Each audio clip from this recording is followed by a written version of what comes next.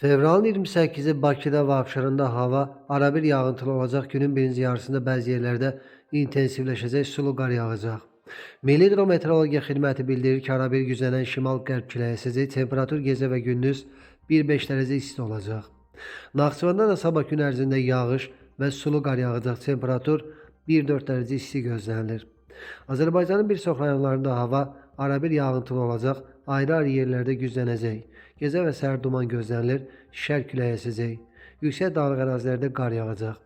Temperatur gecə 0-4, gündüz 4-7 dərəcə isti, dağlarda gecə 5-10 dərəcə şaxta, yüksək dağlıq ərazilərdə 10-15 dərəcə şaxta, gündüz 0-5 dərəcə şaxta olacaq.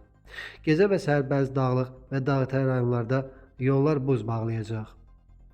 Meteoroloji proqnozlara görə qarşıdakı günlərdə ölkəmizin bəzi yerlərində yağıntılı və əlverişsiz hava şəraiti gözlənilir. Bu hal yollarda sürüşkənliyin artmasına, görünmə məsafəsinin azalmasına və hərəkət zamanı əlavə risklərin yaranmasına səbəb ola bilər. Bu barədə Baş Dövlət Yol Polisi İdarəsi məlumat yayaraq sürücülərə və piyadalara təcili müraciət edib. Sürücülərdən xahiş olunur ki, hərəkət sürətini yol və hava şəraitinə uyğun seçsinlər. Öndə hərəkət edən nəqliyyat vasitəsilə təhlükəsiz ara məsafəsini qorusunlar.